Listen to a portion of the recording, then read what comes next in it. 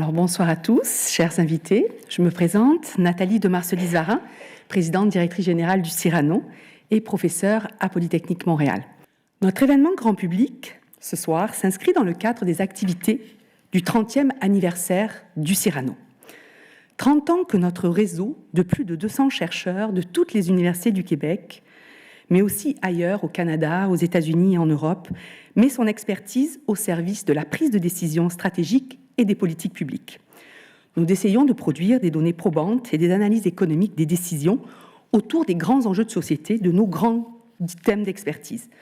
Nous avons ce soir d'ailleurs avec nous des chercheurs principaux du Cyrano qui sont en charge de l'animation scientifique de 2 de nos grands thèmes d'expertise. Julien Martin, professeur à l'UQAM, chercheur principal du grand thème économie mondiale, et Jean-Philippe Meloche, professeur à l'Université de Montréal et chercheur principal du grand thème territoire, dans lequel s'inscrit cet événement. Les activités de recherche réunies sous ce grand thème, territoire, traitent de la relation entre l'espace et la société. Les chercheurs s'intéressent au développement et à la gouvernance des territoires, ce qui comprend autant les milieux urbains densifiés que les régions rurales et éloignées. Les projets portent sur différentes dimensions, incluant les affaires municipales, le développement régional, les infrastructures et le transport. Les politiques publiques territoriales interpellent également plusieurs paliers de gouvernement, que ce soit à l'échelon municipal, au niveau national, ce qui multiplie les possibilités de partenariat de recherche. Il y a aussi des collaborations et des ponts qui sont faits avec nos chercheurs du grand thème inégalité et pauvreté. Dans le cadre de l'année du 30e de Cyrano, il était essentiel pour nous d'organiser cette table ronde, favorisant les échanges entre des représentantes et des représentants de la recherche, des pouvoirs publics, du milieu communautaire, du secteur privé et le public pour discuter des leviers permettant de concilier développement urbain et mixité sociale. C'est notre force au Cyrano d'être un forum pour allier savoir et décision. Cet événement est organisé en collaboration avec le groupe de recherche Développement économique et inégalité des territoires de l'ESG-UQAM et Mixcité du pôle sur la ville résilience de l'UQAM. Merci d'ailleurs à mon collègue Florian Ménéris de l'UQAM, chercheur et fellow Cyrano, qui a permis cette collaboration. Je veux aussi souligner ce soir la présence de plusieurs représentants de partenaires du Cyrano avec nous ce soir, la Ville de Montréal, Bell et la Banque du Canada. Il y a aussi des représentants de l'Union des municipalités du Québec, la Ville de Laval, la Ville de Longueuil, avec qui nous avons collaboré sur des projets de recherche. Donc nous sommes ravis d'avoir ce soir avec nous la journaliste Isabelle Ducas de La Presse qui va animer ces échanges. Merci beaucoup pour votre présence. Et merci aux membres du panel qui vont accompagner mes 2 collègues Florian et Jean-Philippe, Catherine Fournier, Isabelle Mélençon, Francis Cortellino et Sébastien Parent-Durand. Merci beaucoup d'être présents avec nous ce soir. J'en profite évidemment pour remercier l'équipe Cyrano qui a aidé dans l'organisation de cet événement. Ma collègue Ingrid Peigné, directrice principale des partenariats et de la valorisation, fera le mot de la fin de l'événement. Donc je vais vous souhaiter une belle soirée, un beau panel. Et je vais maintenant donner la parole à mon collègue Florian Ménéris qui va débuter avec une présentation pour introduire la thématique. Merci Florian.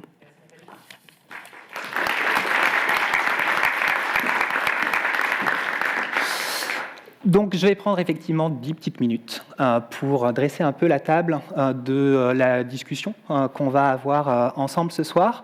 On parle beaucoup de crise du logement en ce moment au Canada, au Québec.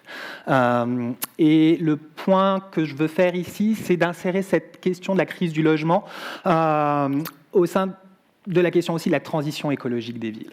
Et donc, est-ce qu'on peut concilier transition écologique des villes et mixité sociale ? Pourquoi ces 2 questions sont liées ? Pour la raison suivante. Donc, face au changement climatique, les villes sont amenées à faire de multiples investissements pour s'adapter à ces changements climatiques, apprendre à vivre avec ces changements climatiques, mais aussi pour tenter de lutter encore, tant qu'on peut le faire, contre ces changements climatiques. Et parmi ces investissements, il y en a de multiples, mais il y a 2 types d'investissements particuliers qui sont faits, des investissements en verdissement. Donc là, de quoi est-ce qu'on parle ? On parle des ruelles vertes, on parle de la piétonisation d'un certain nombre de rues, on parle du projet de parc linéaire du souvenir à Laval, on parle du projet de Grand Parc de l'Est à Montréal, et il y a des projets de transport collectif. Donc les projets de transport collectif, le REM et le prolongement de la ligne bleue qui sont déjà actés. On ne sait plus trop comment il faut l'appeler, le projet de transport en collectif structurant de Québec, ou le tramway de Québec, en tout cas. C'est ce dont on parle quand on parle ici de transport collectif.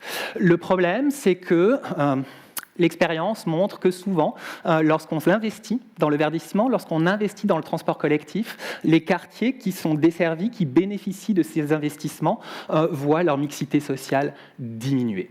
On parle à ce moment-là d'éco-embourgeoisement, d'éco-gentrification en mauvais français, ou de gentrification verte. Je pense que ces concepts passent de plus en plus dans le débat public. Mais donc, de quoi est-ce qu'on parle quand on parle d'éco-embourgeoisement ? Le mécanisme, c'est le suivant. Les gens, vous, nous, moi, en général, on aime bien vivre dans un endroit où il y a des espaces verts par loin. On trouve que c'est commode d'avoir une station de transport collectif proche de chez nous. Ça fait quoi ? Ça fait que pour vivre à proximité de ces espaces verts, pour vivre à proximité de ces stations de transport collectif, on est prêt à payer plus cher notre logement. Ce mécanisme-là, c'est un mécanisme de capitalisation foncière. La demande de logement va augmenter près des espaces verts, près du transport collectif. Les prix des maisons, les loyers vont augmenter. Et ce faisant, les ménages les plus modestes vont trouver de plus en plus difficile de se loger à proximité de ces infrastructures. Un exemple intéressant, je trouve, c'est celui du canal de la Chine. Intéressant parce que le canal de la Chine est un bon exemple d'éco-embourgeoisement à un moment où on ne parlait pas tellement dans le débat public d'embourgeoisement, on ne parlait pas autant de transition écologique, et pourtant les mécanismes à l'œuvre sont bien ceux-ci. Donc le canal de la Chine, tout le monde le connaît, le gouvernement fédéral, Parc Canada, annonce à la fin des années 1990 qu'ils sont prêts à investir avec la ville de Montréal pour réhabiliter la zone du canal de la Chine. La réhabilitation et la réouverture du canal de la Chine est faite en 2002, et dans les années suivantes, on observe de la gentrification. Cet embourgeoisement, est-ce que c'est vraiment la mise en valeur du canal de la Chine qui l'a provoqué, ou est-ce qu'elle aurait eu lieu de toute façon parce que dans les années 2000, le plateau s'embourgeoise, d'autres quartiers à Montréal s'embourgeoisent ? Parc Canada était intéressé à le savoir, et avec deux de mes collègues de l'ESG-UQAM, Christian Behrens et Marlon Serror, nous avons donc produit une étude récemment pour évaluer les impacts sociaux démographiques de la mise en valeur du canal de la Chine. Je vous passe les détails, vous avez des graphiques ici, je ne vais pas rentrer dans le détail de ces graphiques, juste on essaye de prendre en compte le fait qu'il y a de la gentrification ailleurs et donc de voir s'il y a bien un impact causal de cette mise en valeur du canal de la Chine. La réponse est oui. Donc il y a un impact causal. La mise en valeur du canal de la Chine a conduit à une augmentation de la population et pas de manière neutre, une augmentation de la population de 20-39 ans. En revanche, moins d'enfants, c'est-à-dire moins de familles, c'est plutôt des jeunes actifs, avec un revenu plutôt plus élevé et avec un niveau d'éducation plus élevé. C'est exactement ce qu'on appelle la gentrification, l'embourgeoisement. Et ce phénomène est concentré dans la zone est du canal de la Chine, comprise entre le marché Atwater, grosso modo, et le bassin Peel. Outre le changement dans la population, on observe aussi une augmentation des valeurs foncières dans les quartiers qui avoisinent le canal de la Chine, et une augmentation qui va au-delà de ce qu'il y aurait eu si juste on avait eu une évolution similaire à ce qu'on observe ailleurs autour du centre-ville. Nos estimations montrent que du coup, la mise en valeur du canal de la Chine, c'est à peu près 492 millions de dollars entre 2007 et 2019 en plus de ressources fiscales grâce à la taxe foncière pour la ville de Montréal. Et là, on a quelque part un exemple aussi du dilemme pour les municipalités soucieuses de mixité sociale, mais pour lesquelles l'éco-embourgeoisement veut parfois dire aussi des ressources fiscales additionnelles. Alors, si on reste néanmoins soucieux de la mixité sociale, qu'est-ce qu'on peut faire ? Qu'est-ce qu'on peut faire pour investir dans la transition écologique tout en préservant la mixité sociale ? Je n'ai pas la réponse, et il n'y a probablement pas une seule réponse, il y a de multiples actions, mais ce qui est sur la table, et donc là je ne vais pas rentrer dans le détail, je pense que tous ces différents points, on va avoir l'occasion d'en parler ensuite dans la discussion, mais il y a 3 grandes familles de mesures. L'éco-embourgeoisement, c'est lié à la capitalisation foncière. Cette capitalisation foncière, c'est un mécanisme de marché. C'est un mécanisme de marché assez puissant et qui est difficile, une fois qu'il est lancé, à maîtriser. Une partie de la solution, c'est peut-être de sortir une partie du parc du logement de la logique de marché. Qu'est-ce que ça veut dire ? Petite comparaison, à Vienne, en Autriche, 60% de la population vit dans un logement social ou dans un logement géré par un organisme à but non lucratif. Pour le moment, au Québec, c'est 5% ou moins de 5%. Il ne s'agit pas ici de préjuger de la cible à atteindre. Passer de 5 à 60, on se rend bien compte que c'est quand même une marge qui est très très haute. Mais il y a là certainement des marges, il y a certainement de la place que l'on peut faire au logement hors marché. Donc là, de quoi est-ce qu'on parle ? Eh bien, on parle de logement social ou de logement communautaire. Pour le développement du logement hors marché, 2 enjeux, probablement. Il faut de l'espace. il faut de l'espace, et donc là, cet espace, qui doit pouvoir l'avoir, c'est essentiellement les villes, pour ensuite pouvoir donner l'exploitation de cet espace à des organismes sans but lucratif. Donc là, ça pose la question du droit de préemption des villes, pour lesquels le droit, donc c'est-à-dire le droit de préemption, le droit de racheter un terrain pour lequel il y a eu une offre reçue par un propriétaire sur des propriétés identifiées au départ par la municipalité. La ville de Montréal l'avait, d'autres villes ne l'avaient pas. Je crois que la mairesse Fournier s'était battue pour l'obtenir pour Longueuil. Longueuil, Laval ont ce droit-là aujourd'hui, et ce droit de préemption, c'est une manière de constituer ce qu'on appelle la réserve foncière, donc des espaces qu'on va utiliser à des fins collectives, ou en tout cas jugées comme étant désirables par les municipalités.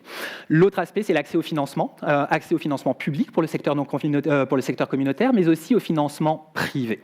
Et donc là, je crois que voilà, il y a des questions que ça pose et des choses qui se passent en ce moment pour cela. Deuxième famille de mesures, c'est des mesures pour orienter l'action des promoteurs et des propriétaires privés. Là, je vais aller assez rapidement aussi. Le secteur privé opère avec des objectifs qui sont les siens, et les objectifs du secteur privé ne sont pas toujours, et ce n'est pas un jugement de valeur ici, toujours alignés avec les objectifs collectifs ou les objectifs jugés désirables par les objectifs collectifs jugés désirables par les pouvoirs publics. Je prends un exemple en matière de logement. On sait qu'on manque de logements à 3 chambres sur l'île de Montréal. Une explication possible, c'est qu'au pied carré, la rentabilité des petites surfaces est souvent plus importante que la rentabilité que les grandes surfaces. Comment est-ce qu'on fait lorsque le marché ne délivre pas ce que l'on souhaite bon pour la collectivité? Eh bien là, argument d'économistes publics, on va soit taxer ou subventionner, donc taxer les comportements qu'on souhaite éviter, subventionner les comportements qu'on souhaite encourager, ou mettre en place des réglementations. En matière de logement, taxation, on va parler de taxation des logements vacants, on va parler de taxation des locations de court terme, on peut parler de taxation différenciée des terrains et des bâtiments pour essayer de favoriser la densification. En matière de règlement, on en parle beaucoup en ce moment, la réglementation pour une métropole mixte à Montréal, c'est imposer une certaine quantité de logements sociaux, de logements familiaux dans les nouveaux projets immobiliers.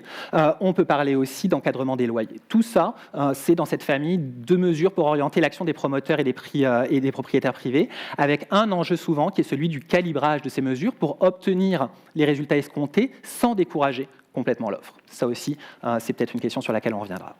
Enfin, dernière famille de mesures, avant qu'un projet sorte de terre, il doit respecter un certain nombre de règles du Code de l'urbanisme et il doit passer un certain nombre d'étapes, de procédures. Ces règles de l'urbanisme ont été élaborées à une époque où les objectifs n'étaient peut-être pas ceux de la transition écologique ni ceux de l'abordabilité du logement. Et donc, est-ce que le Code de l'urbanisme aujourd'hui répond aux enjeux d'aujourd'hui? Certains en doutent, et il y a certainement là un nettoyage à faire du Code de l'urbanisme pour permettre de résoudre ces problèmes d'abordabilité dans un contexte de changement climatique. Et puis, il y a aussi tout un tas de procédures, et des procédures qui paraissent aujourd'hui incertaines, coûteuses, et qui freinent l'émergence de certains projets, notamment en raison de phénomènes de type pas dans ma cour. Et donc là encore, il y a des questions sur comment faciliter ces procédures. Juste pour terminer, une fois que l'on a une idée de ce que l'on veut faire, on ne peut peut-être pas faire tout de suite, partout. Et donc, il y a peut-être un enjeu aussi de ciblage. Comment faire pour cibler les mesures sur les quartiers qui en auraient le plus besoin? Et là, ce que je souhaite vous dire, c'est que les données, et notamment les données massives, peuvent aider. Dans le cadre d'une autre étude réalisée avec Christian Behrens et Julien Martin, mes acolytes de l'ESG-UQAM, nous avions par exemple, à l'époque où le projet de métro de la ligne rose était encore d'actualité pour la ville de Montréal, fait une étude où on avait identifié le long des différents tracés envisagés les points chauds en matière de risque de gentrification. On aura peut-être l'occasion d'en parler un peu plus tard. On combine différentes sources de données pour donner des couleurs. Plus on va vers le rouge, plus les points sont chauds en matière de risque d'embourgeoisement. Ici, on avait notamment le sud-ouest de la salle, en fait, qui ressortait beaucoup, et le coin de Saint-Léonard. Et ça, c'est typiquement une manière d'aider à la décision, c'est-à-dire d'aider à orienter géographiquement l'action publique pour préserver cette mixité sociale lorsqu'on a des projets de verdissement ou d'infrastructures de transport collectif. Je vous remercie.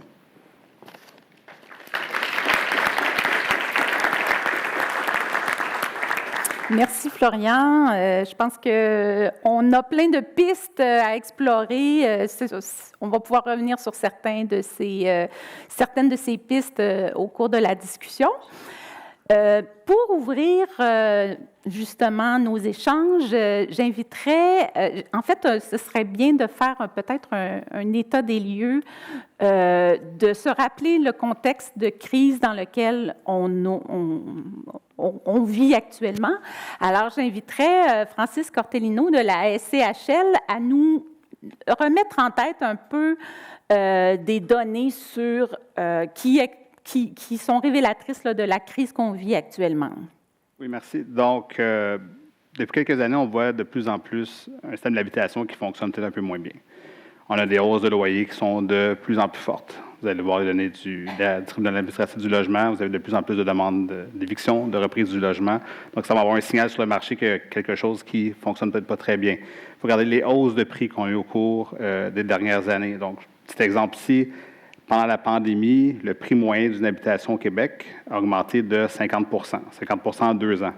Avant la pandémie, ça avait pris presque 10 ans pour avoir une augmentation de 50 Donc, encore une fois, il y a une détérioration de l'abordabilité, des hausses de loyer très fortes, les revenus des ménages ne suivent pas. Donc, appelons ça des symptômes désagréables. Donc, il y a des symptômes sur le marché de l'habitation, quelque chose qui ne fonctionne pas. Et qu'est-ce qu'on a voulu faire? C'est regarder s'il y a des symptômes désagréables, c'est quoi, disons, le mal qui afflige le marché de l'habitation présentement. Donc, qu'est-ce qu'on a trouvé, pratiquement? Ce qu'il y avait une carence sur le marché, c'est qu'il manque de logement. Il n'y a tout simplement pas assez d'offres de logement sur le marché.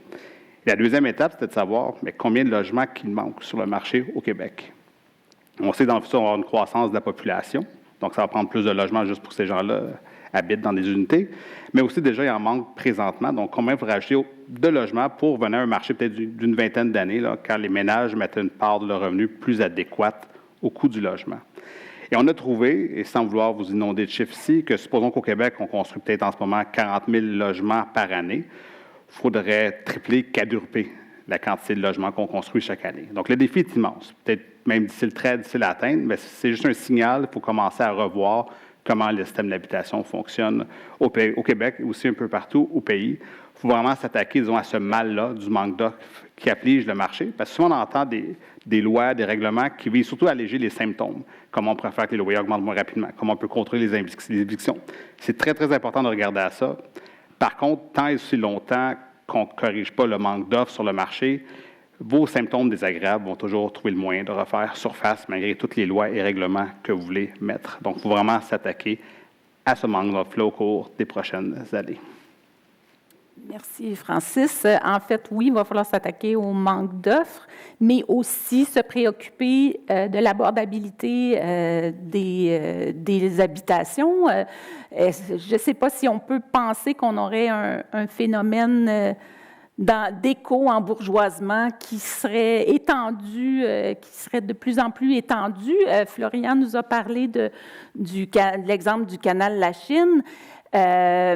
Peut-être Jean-Philippe Meloche de l'UDM pourrait nous parler de ce qui s'est passé sur le plateau Mont-Royal, nous rappeler ce qui s'est passé sur le plateau Mont-Royal il y a quelques années, où on parle aussi d'un secteur qui s'est embourgeoisé, là. Oui, et là, on ne parle pas nécessairement d'éco-embourgeoisement sur le plateau. Les phénomènes qui vont générer de l'embourgeoisement sont multiples. On a parlé de transport en commun, on a parlé de verdissement. Sur le plateau Mont-Royal, c'est assez particulier. C'est juste que le cœur économique de Montréal bouge, c'est-à-dire les opportunités d'emploi bougent dans l'espace. Donc, on est parti dans les années 90 à des opportunités d'emploi qui étaient très intéressantes dans l'axe Saint-Laurent-Dorval et l'ouest de l'île de Montréal. Et au tournant des années 2000, le secteur manufacturier s'est mis à péricliter, puis les emplois au centre-ville se sont mis à reprendre avec une amélioration des qualités d'emploi au centre-ville de manière importante.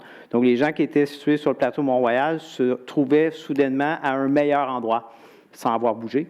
C'est tout simplement l'accessibilité des bons emplois à partir de leur logement qui s'est améliorée. Ça fait monter le désir d'habiter ce quartier-là, donc éventuellement les valeurs foncières.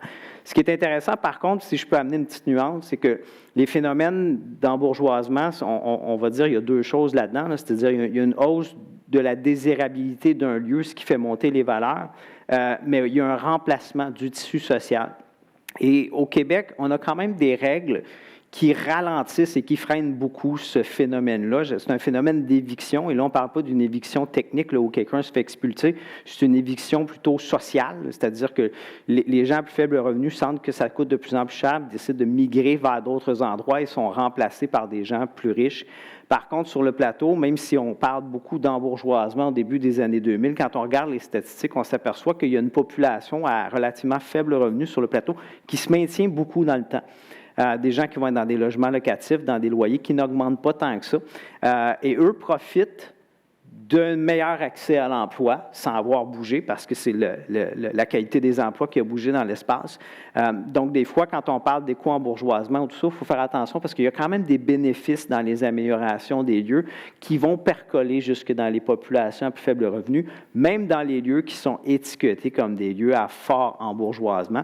Le plateau, on l'étiquetait comme ça, mais quand on regarde les statistiques et les transformations sociales, c'est pas du tout au tout que ça s'est transformé, c'est vraiment à la marge. On l'observe, la transformation, mais sur une période de 10, même de 20 ans. Puis aujourd'hui, on l'observe presque plus sur le plateau. Là, ça l'a plafonné beaucoup. Et ce qui explique ça aussi, le dernier petit point, l'embourgeoisement va toujours être plus important là où l'offre est stagnante. C'est-à-dire que quand on améliore la qualité d'un lieu, si on améliore l'offre de logement en même temps, bien, l'offre de logement, toute chose étant égale par ailleurs, devrait avoir une pression à la baisse sur les prix, alors que l'amélioration des caractéristiques du milieu va faire monter les prix. Le plateau, c'était particulier parce que le plateau, vous avez à peu près le même nombre de logements aujourd'hui qu'il y a 50 ans.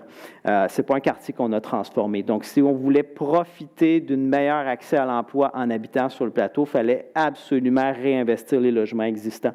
Et ça accélère le phénomène d'embourgeoisement. Intéressant. Je serais intéressée également à entendre Madame la mairesse de Longueuil, Catherine Fournier, sur le phénomène d'embourgeoisement. Je pense qu'à Longueuil, vous vivez ça un petit peu dans le vieux Longueuil ou dans des secteurs où peut-être des maisons, des petites maisons qui datent de plusieurs années, on veut les remplacer par des immeubles récents et plus gros. Comment vous vivez ça à Longueuil? Oui, effectivement. En fait, il y a eu un enjeu important de perception aussi dans la population ces dernières années, étant donné le plus grand nombre de démolitions qu'on a connues dans nos quartiers anciens avant la mise en place d'un comité d'études et demandes de démolition là, à la fin de l'année 2021. Donc, il y a eu un phénomène, et dans une certaine mesure, il y en a encore là, des démolitions à Longueuil, c'est qu'elles doivent peut-être approuvées dans le cadre d'un processus. Mais donc, il y a plusieurs maisons unifamiliales plus vieilles qui ont été remplacées par des duplex, des triplex, des immeubles à condos, ce qui a créé justement cette réaction dans la population de dire, bien là, si c'est des condos qui remplacent des maisons, il va y avoir de la gentrification. Encore une fois, il faut nuancer un peu parce qu'en fait, c'est sûr qu'on est en déficit d'offres importantes sur notre territoire. Donc, même si parfois il y a des immeubles neufs qui viennent remplacer une plus vieille maison unifamiliale, mais par l'augmentation de l'offre, il n'y a pas nécessairement un phénomène de gentrification. Toutefois, il faut comprendre justement la population. Puis c'est pour ça qu'il y a beaucoup de travail à faire là, en termes d'éducation populaire, mais c'est de notre responsabilité en tant qu'élus également de faire ce travail-là sur le plan de la densification, notamment parce que les craintes aussi viennent non seulement de la perspective d'embourgeoisement, mais aussi la crainte de perdre notamment une canopée qui peut exister là, sur des terrains quand on venait raser effectivement des arbres pour justement faire place à un immeuble à condo ou mettre davantage de stationnement, où on vient se coller aussi sur les maisons déjà existantes, ce qui fait craindre là, pour une certaine perte d'intimité. Donc, c'est plusieurs facteurs qu'on doit prendre évidemment en considération dans tout ça. D'accord. Comme on parle, évidemment, on est dans un contexte de transition écologique. Il faut avoir ça toujours un petit peu derrière la tête. J'aimerais peut-être vous entendre sur la question de l'étalement urbain, parce que qui dit transition écologique, est-ce que ça veut absolument dire qu'on réduit l'étalement urbain? Peut-être, Florian, j'aimerais vous entendre sur ce sujet. Oui, donc je pense qu'effectivement, la transition écologique passe par une réduction de l'étalement urbain. Étalement urbain qu'on a tous observé, qui est très fort notamment en Amérique du Nord, qui a été largement favorisé, ça a été démontré par la construction des routes et des autoroutes qui ont permis aux personnes de vivre de plus éloignées de là où est-ce qu'elles travaillaient. Après, comment est-ce qu'on réduit l'étalement urbain? Donc ça, c'est des choses qu'on a beaucoup entendues dans le débat public. On dit qu'il faut densifier. Faut densifier, mais densifier, qu'est-ce que ça veut dire? Est-ce que quand on fait un complexe de 5 ou 6 tours à condos complètement déconnectés des emplois, complètement déconnectés des commerces, complètement déconnectés des lieux récréatifs, on va résoudre les problèmes environnementaux générés par l'étalement urbain? Non. Ce qu'on veut quand on parle de freiner l'étalement urbain, c'est réduire les déplacements des personnes, réduire l'utilisation de l'automobile et pour ça, favoriser des déplacements doux lorsqu'on va de chez soi au travail, du travail à boire un verre avant de rentrer à la maison, etc. etc. Donc là, il y a effectivement tout un certain nombre de choses à penser. C'est pas juste densifier, mais comment est-ce qu'on densifie? Et donc là-dessus, il y a de la planification certainement à faire et puis il y a des outils qu'on peut utiliser. Donc je l'évoquais, la taxation par exemple. La fiscalité peut être une manière aussi d'amener les acteurs à faire cette densification. Je l'évoquais, une des pistes qui est parfois évoquée, c'est pas mis en place ici, mais ça existe en Pennsylvanie, c'est de taxer différemment les terrains et les bâtiments.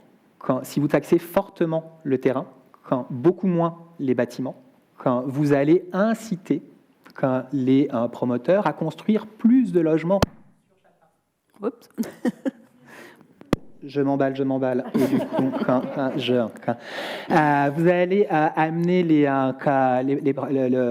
les acteurs à construire plus sur chaque parcelle, puisque on paye moins sur le bâtiment que sur le terrain, et donc relativement, on a intérêt à amortir la taxation. C'est un exemple, par exemple. Voilà. Madame Fournier, à Longueuil, comment vous faites face à cet impératif là, de densifier sur votre territoire? On identifie des secteurs, j'imagine, où on veut... Oui, bien, c'est certain que dans un contexte non seulement de crise du logement, mais également de crise climatique, la densification vient répondre à cette volonté-là de préserver les milieux naturels qui demeurent sur notre territoire puis qui nous rendent des services écologiques essentiels, il va sans dire. Et donc, évidemment, ça pose des défis plus complexes parce que c'est plus simple, en tout cas sur papier, de venir développer un nouveau quartier dans un boisé plutôt que de se lancer dans une décontamination d'un terrain, de venir construire, par exemple, sur un stationnement.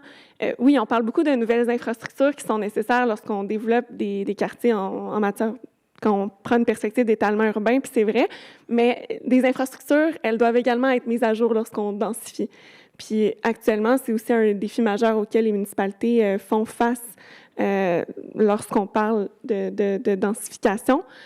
Donc, c'est l'ensemble de ces facteurs-là qu'il faut prendre en considération, mais c'est sûr que c'est là qu'il faut aller.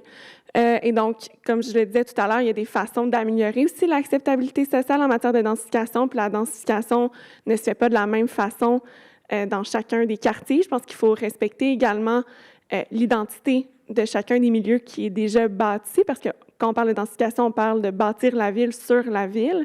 Et c'est pourquoi, par exemple, la ville de Longueuil travaille présentement avec la firme L'Arpent, dont on a retenu les services pour nous accompagner justement grâce à des ateliers, des séances de travail avec des citoyennes, des citoyens, pour justement avoir un cadre qui nous permette d'améliorer l'acceptabilité sociale à l'avenir de la densification douce et différenciée sur notre territoire, mais parfois plus marquante dans certains secteurs qui peuvent le permettre. Merci. Bon, on a un petit peu mis la table, on sait le contexte dans lequel on vit actuellement. Peut-être maintenant qu'on peut explorer les solutions pour contrer la pénurie et préserver l'abordabilité des logements. Florian a évoqué dans sa présentation l'idée de sortir les logements du marché spéculatif. Et Sébastien Parent-Durand de l'Achat, on se parlait avant, en préparation pour ce panel, vous m'avez dit la réponse à la crise du logement, c'est l'économie sociale. Qu'est-ce que vous voulez dire par là? Bon, tout le monde m'a volé mon punch, donc merci Florian, merci Isabelle, j'ai plus rien à dire. Vous aviez pas mal plus de choses à dire que ça. Évidemment. Mais le préambule à la réponse qui a aussi été dite par Florian, mais je pense qu'il y a plusieurs solutions à la crise du logement, puis il n'y a pas de solution unique. Il n'y a pas un palier non plus de gouvernement, que ce soit fédéral, provincial ou municipal, qui va régler à lui seul la crise du logement, et ni le secteur des développeurs privés, ni le secteur de l'économie sociale va régler tout seul. Je pense que avec la crise du logement à laquelle on fait face, il y a vraiment un ensemble de solutions qui doivent être mises en place, puis une grande concertation. On va pouvoir en reparler, n'est-ce pas? C'est sur les rails. Néanmoins, effectivement, pour nous, à l'achat, la solution à l'éco-embourgeoisement, dans une optique de transition socio-écologique aussi, c'est l'économie sociale. C'est d'avoir une réflexion sur le modèle d'affaires, puis de poser la question, qui possède les logements? Qui possède l'immobilier? Il y a une logique qui n'est pas du tout honteuse puis qui n'est pas du tout gênante dans le secteur à but lucratif où on dit qu'on cherche un retour sur investissement lorsqu'on fait de l'immobilier puis qu'on fait du résidentiel, que ce soit en condo à la vente ou en condo locatif. Il n'y a pas de honte et de problème non plus avec le fait que la plupart des gens ici dans la salle possèdent un immeuble et vont vouloir un jour ou l'autre peut-être le revendre à la valeur marchande. C'est un principe qu'on s'est donné au Canada puis dans notre société moderne qui fait partie de l'OCDE. Donc, on en arrive à la question qui possède le parc de logements et effectivement, moins de 5% des logements à but non lucratif au Canada, au Québec, dans les villes, ça varie d'une municipalité à l'autre. Je pense qu'à Longueuil, on est plus bas que ça. À Montréal, c'est un peu plus haut. Donc, pour nous, effectivement, à l'achat, on a fait une prise de position publique un peu plus tôt en 2023 pour proposer qu'on se fixe une cible collective de 20%. Un seuil de 20% qui nous paraît raisonnable puis qui est déjà existant dans plusieurs autres pays de l'OCDE, en Europe notamment, en France, aux Pays-Bas, en Autriche, ça tourne un peu plus haut que ça. On sait qu'à Vienne en particulier, c'est plus haut, mais la moyenne en Autriche tourne autour de 20-25%. Donc, il y a plusieurs pays de l'OCDE qui ont des économies modernes, semblables à celles du Canada, du Québec, qui ont réussi à se doter d'un parc de logements à but non lucratif de 20%. Donc, c'est une cible qui est réaliste, c'est à notre avis, qui est quand même gargantuesque quand on la regarde dans les chiffres absolus et dans le nombre de logements que ça peut représenter. On n'est pas les seuls à proposer cette cible-là. La Défenseure fédérale du logement récemment a proposé aussi qu'on se fixe une cible de 20% de logements à but non lucratif dans le parc de logements canadien. Donc, pour nous, c'est sûr que j'imagine que les gens sont plus ou moins ou relativement familiers avec le concept de logement social, logement abordable, logement communautaire. Il y a un éventail de définitions et de modes de teneur possibles. Là, je ne vais pas rentrer là-dedans, je pense, ce soir nécessairement, mais pour nous, l'idée, c'est que ce soit des OBNL, donc des organisations à but non lucratif, ou des coopératives, ou des offices municipaux, donc qui possèdent et qui opèrent pour le gouvernement des logements dits publics, mais qui sont quand même ultimement des OBNL dans leur constitution légale, ont pour mission, opèrent dans une logique qui est en dehors du marché spéculatif. Donc, les Autrichiens nous diraient que ce n'est pas du logement hors marché, c'est du logement qui est dans le marché. Puis, effectivement, on est plutôt d'accord à l'achat avec cette idée de penser le logement social de manière écosystémique, puis de ne pas le penser comme si c'était sur une planète à part. Donc, on est dans l'économie, on développe des projets immobiliers, puis on fait face aux mêmes contraintes dans le secteur à but non lucratif que dans le secteur à but lucratif. Donc, c'est important pour nous de travailler avec les pouvoirs publics dans une logique de croissance des parts de marché du logement à but non lucratif. Puis évidemment, ben là, je pourrais énumérer les nombreux avantages à ce modèle-là, mais par définition, les OBNL, les coops et les offices ont la mission de prendre soin des locataires, de maintenir les loyers le plus bas possible, parfois en jumelant ça avec du supplément au loyer qui va permettre à des personnes vulnérables de payer seulement 25% de leurs revenus. Mais dans tous les cas, il y a une logique de détention à long terme qui nous permet de construire une abordabilité dans le temps. Puis ça, c'est une réponse à l'embourgeoisement. C'est la durabilité du modèle d'affaires à but non lucratif qui fait qu'on répond à la logique d'embourgeoisement qui s'inscrit dans la durée aussi, puis qui finit par faire mal à certains moments où il y a des virages économiques ou des cycles économiques très difficiles, comme en ce moment, on voit les projets coûtent cher à développer. Donc, en se donnant un objectif de volume dans le secteur à but non lucratif, on pense qu'on va réussir aussi à bénéficier d'économies d'échelle, puis à diminuer les coûts des projets. Donc, il y a aussi ce besoin-là qu'on a en ce moment. On parle de... La SCHL nous dit que ça prend 820 000 nouveaux logements supplémentaires au Québec pour combler la pénurie d'offres. Bon, ça, c'est une chose, mais c'est énormément de logements.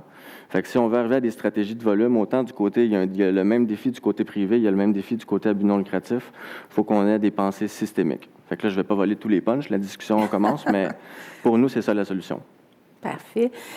J'aimerais entendre la mairesse, Mme Fournier, là-dessus, parce que vous êtes du côté des décideurs. Donc, est-ce que c'est réaliste de sortir une grande proportion de logements du marché spéculatif et qui va faire arriver ça? Est-ce que c'est les municipalités? Est-ce que c'est le gouvernement? Qu'est-ce que ça prend pour qu'on y arrive? Clairement, tous les acteurs doivent être partie prenante. Là. Je pense que c'est ce qu'il y a à retenir de la discussion d'aujourd'hui, certainement. Puis, on n'a pas le choix d'être ambitieux si on veut vraiment trouver des solutions à la crise du logement. Puis, le 20 à Longueuil, on y souscrit. D'ailleurs, on va dévoiler la semaine prochaine notre stratégie d'habitation. Donc, sans trop vouloir m'avancer, vous voyez que j'ai quand même une bonne communion de pensée avec ce qui vient d'être dit. Maintenant, comment est-ce qu'on y arrive?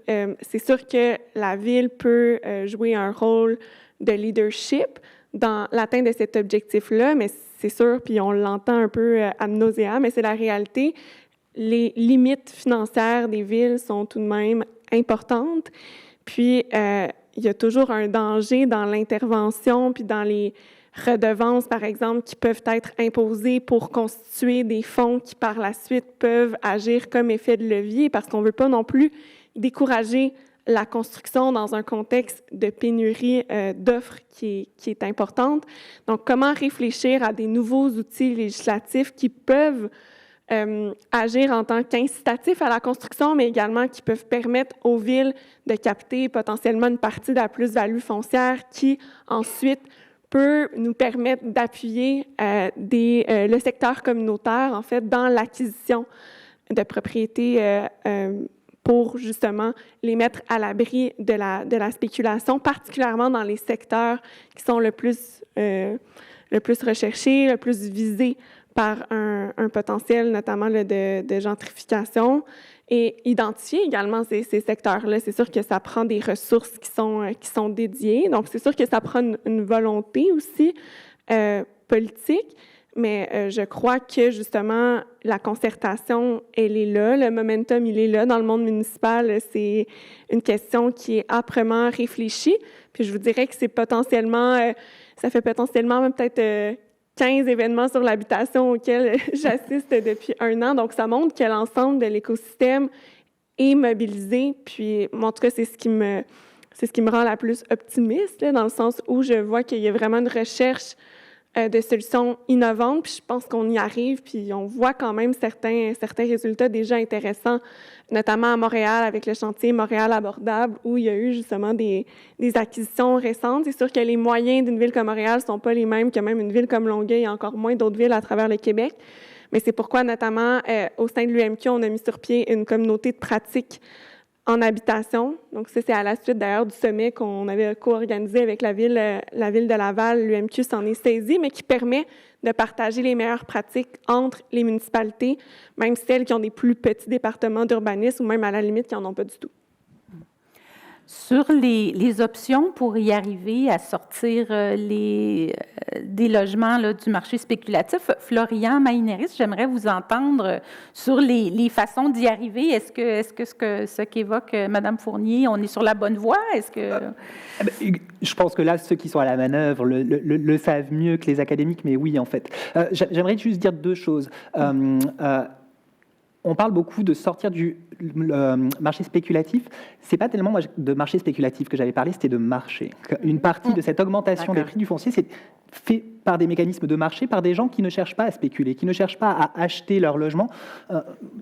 Plusieurs ici, nous sommes certainement propriétaires de notre condo. On ne l'a pas acheté en se disant dans 2 ans, je le revends avec une plus-value maximale. Et pourtant, peut-être qu'on a participé à l'embourgeoisement des quartiers où on a acheté. Il y a une logique de marché, ce n'est pas juste une logique de spéculation qui conduit à cette augmentation. La deuxième chose, c'est que quand on parlait notamment de la place du communautaire, ça permet de répondre aussi à un autre enjeu qui est que oui, lorsqu'on construit du logement à demande donnée, on espère faire baisser les prix, mais tout dépend aussi de la nature des logements qui sont offerts. Dans les quartiers qui sont prisés, si les nouveaux logements qui sont construits sont des logements plutôt luxueux, certes, on augmente l'offre de logements dans ces quartiers-là, mais pas nécessairement à destination de certaines franges de la population que l'on souhaite garder dans ces quartiers. Et quelque part, la logique communautaire aussi peut permettre de s'assurer qu'on garde des logements à destination de certaines franges de la population. Donc ensuite, dans ce qu'évoquait la mairesse Fournier, donc évidemment, on est sur la bonne voie, c'est-à-dire essayer de récupérer les terrains, pouvoir ensuite les allouer, mais se pose donc à la fois pour les acteurs du communautaire, pour les villes, la question des ressources. Et donc là, je crois que au-delà d'un engagement public nécessaire, et donc on a tous entendu les annonces, 1,8 milliard, dont 900 annoncés par le provincial, dont 900 millions du fédéral, etc. Il va y avoir besoin d'autres choses, quoi. Donc notamment les financements privés. Mais donc ça, comment est-ce qu'on le fait ? Sébastien Parent-Durand le disait, il y a des modes de tenure alternatifs. Ces modes de tenure alternatifs, ça fait que souvent les banques sont parfois frileuses aussi pour aller prêter, parce qu'il y a cette idée que la garantie ou la caution en cas de non-paiement n'est pas assurée. Et donc là, il y a certainement des mécanismes à mettre en œuvre pour faire embarquer les banques dans des projets de financement du secteur communautaire. Et Sébastien Parent-Durand l'évoquait avec ces questions d'économie d'échelle. Les économies d'échelle, elles sont peut-être là aussi, c'est-à-dire qu'en ayant des acteurs avec un parc important qui sont des actifs, ces actifs-là peuvent être peut-être en partie utilisés pour garantir les prêts. En ce qui concerne les fonds publics des municipalités, la mairesse Fournier l'évoquait, comment réussir à faire en sorte, ces mécanismes de capitalisation foncière que j'évoquais, donc il y a une attractivité accrue, le prix des logements augmente, qui bénéficie de cela ? Pas clair. Via la taxe foncière, si la taxe foncière s'aligne avec ça, il y a peut-être des ressources pour la ville. Mais il y a des études qui montrent que ce n'est pas forcément le cas. Exactement. Non, donc ça dépend des contextes. Enfin, il y a des études, mais donc c'est loin d'être toujours le cas. Effectivement. Donc là, par exemple, la ligne Q du métro à New York, il y a une étude qui montre que la capitalisation foncière est telle que les coûts d'investissement ont été largement couverts par la capitalisation foncière, mais compte tenu de la manière dont la taxe foncière est établie à New York, c'est pas dans les poches des pouvoirs publics que cette capitalisation foncière s'est retrouvée. C'est un exemple. Donc d'où se pose la question de comment est-ce qu'on fait évoluer la taxe foncière ? Est-ce qu'on trouve d'autres ressources comme les redevances ? Comment est-ce que ça se met en œuvre aussi ? Eh bien, en partenariat avec le secteur privé aussi, puisque chacun doit pouvoir... Là, on parle de la distribution. Il y a un gain, il y a une capitalisation foncière, il y a un gain, il y a un gâteau. Comment on se le partage ? Sébastien Parent-Durand, vous vouliez intervenir sur ce que disait Florian? Oui, je ne sais pas si je ne veux pas non plus bousculer la discussion, mais c'est donc deuxième partie à ma réponse, puisque j'ai donné la première partie théorique sur l'économie sociale et la réponse. Après ça, sur le comment, là, ça peut être une discussion de 4 heures, mais évidemment que actuellement, les gens qui paient le plus gros prix de la crise du logement sont les personnes vulnérables et les personnes les moins fortunées. Donc, c'est sûr que dans la réponse d'augmentation de la part de marché des propriétaires à but non lucratif, évidemment, c'est notre modèle d'affaires de répondre aux besoins des personnes les plus vulnérables. Après, il y a la question du comment. Puis, Florian a évoqué les 8 000 unités qui ont été annoncées avec le 1,8 milliard de subventions. Donc, au Québec, on a traditionnellement pensé le développement de notre parc de logement social par projet communautaire. On n'a pas que fait ça, mais on a beaucoup fait ça.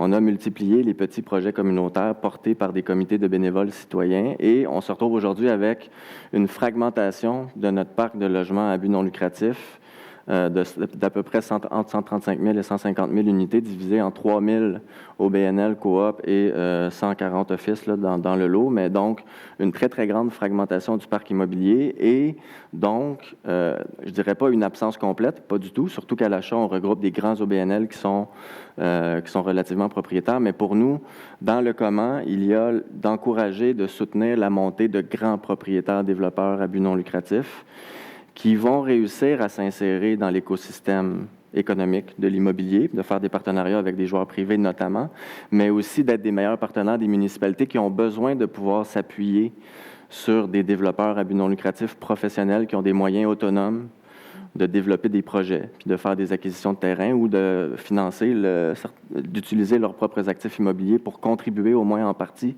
au financement de certains projets.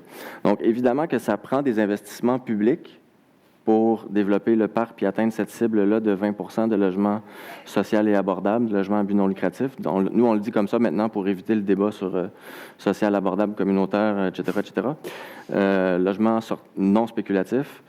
Il va falloir, oui, de l'argent public, mais il va falloir qu'on se pose la question collectivement sur comment on le dépense et qui va détenir ces logements-là et qui va opérer ces logements-là sur le long terme aussi.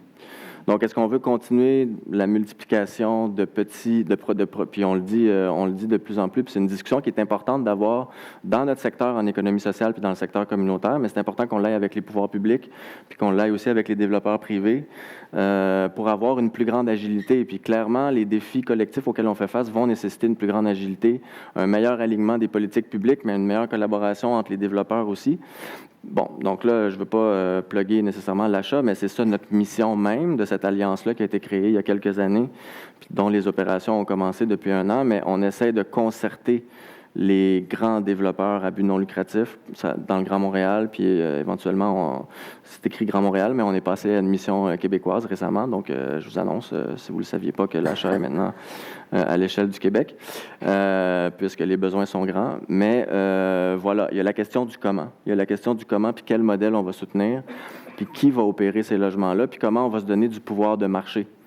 Justement, puis c'est ce qu'on observe actuellement, puis on étudie dans différents modèles de pays européens qui ont un écosystème mature et performant de production du logement à but non lucratif, puis on voit que ceux qui réussissent à sortir, comme en Autriche par exemple, 17 000 unités par année de logements à but non lucratif, alors qu'au Québec, on est chanceux, 2 000 par année, c'est qu'ils se sont donné un pouvoir de marché. L'écosystème s'est donné un pouvoir de marché. Donc, il y a une rotation des actifs qui est là dans l'écosystème par les grands joueurs. Puis, il y a une rotation en plus des actifs publics qui sont sortis de la logique de subvention à l'infini de milliards et de milliards dans des petits projets communautaires qui ne vont pas s'auto-développer dans le futur et qui peuvent aussi faire rouler les actifs de l'argent public. Donc, il y a une intelligence de marché qu'on observe dans certains pays européens qu'il nous faudrait ici au Québec puis au Canada pour réussir à résoudre les enjeux auxquels on fait face. Puis si on ne s'occupe pas du volet à but non lucratif, l'embourgeoisement va continuer quand même parce que on sait bien que nous, c'est notre posture un peu critique par rapport à la recommandation de la SCHL, c'est que augmenter l'offre, ça fait partie de la solution, mais ce n'est pas la solution unique. Si on continue, il y en a eu des vagues d'augmentation de l'offre du logement au Canada, puis aujourd'hui, on fait quand même face à une crise du logement, donc c'est cyclique. Puis si on ne s'attaque pas à l'écosystème de production, puis si on n'augmente pas les parts de marché du marché à but non lucratif, dans 20 ans, peut-être qu'on va résoudre la crise du logement d'ici 5 à 10 ans. On en aura une autre en 2060 ou en 2075 si on n'augmente pas les parts de marché du secteur à but non lucratif. Donc nous, on pense qu'on fait partie de l'équation dans la solution durable. Puis il faut réfléchir à comment on dépense l'argent, puis comment on convainc nos investisseurs aussi, parce qu'il y a une question de modèle d'affaires. Si on veut convaincre des banques de nous prêter de l'argent, des fondations privées, si on veut faire des ententes avec des développeurs privés pour développer des logements, il faut qu'ils aient confiance dans notre modèle. Puis c'est plus dur de convaincre un prêteur quand on opère 80 logements avec un comité de bénévoles.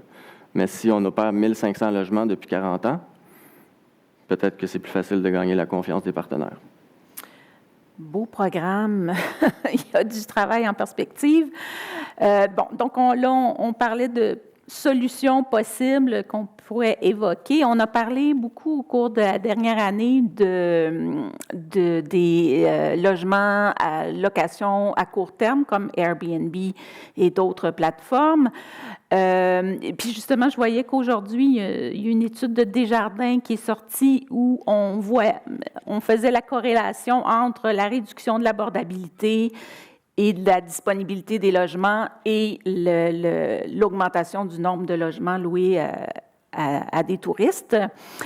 Alors, limiter les Airbnb, je crois que la CHL, vous êtes déjà penché sur cette question-là. Monsieur Cortellino, oui. Oui, en fait, c'est peut-être revenir à des choses qui ont déjà été dites ici, qu'il n'y a pas une solution miracle qui va tout régler tous les problèmes. Et donc, supposons qu'on décide d'enlever Airbnb.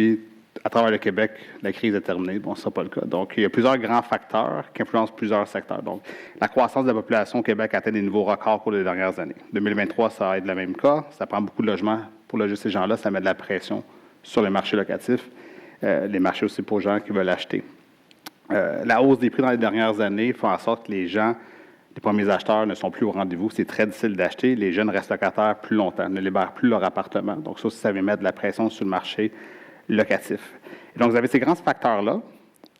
Et dans certains secteurs, les données, souvent, quand on regarde les données d'Airbnb, il y a des études de professeurs, je pense à Miguel, qui regardent où sont situés les Airbnb, par exemple, au Québec, dans la région de Montréal. Souvent, c'est très concentré dans certains secteurs, centre-ville, plateau, etc.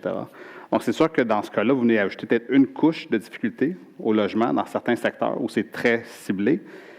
Mais les taux d'occupation plus faibles, les plus faibles au Québec l'an passé, c'était à l'extérieur des grands centres. On était à 0,5 0,8 1 Il n'y a pas d'Airbnb là-bas. Là. Il y a quand même un problème en termes de logement. Ils s'en construisent peu. Et aussi, il y a plusieurs personnes pendant la pandémie qui sont parties des grands centres de l'île de Montréal. Ils sont partis vivre dans ces petites régions-là parce qu'on peut faire du travail à domicile, du télétravail. Donc, vous avez mis de la pression sur les marchés. Les hausses de loyers sont très fortes. Il n'y a pas de logement disponible, mais il n'y a pas d'Airbnb pareil. Donc, encore une fois, il faut toujours bien cibler les mesures dans les secteurs où ça va avoir plus d'impact. Pour revenir aussi sur la question du manque d'offres, c'est quelque chose qu'on entend souvent aussi dans le discours. Faire attention, quand on parle de nous tripler, quadrupler le nombre de nouveaux logements, c'est tous les types de logements. Donc, ça va être du logement social, ça va être du logement abordable, communautaire, du logement privé aussi.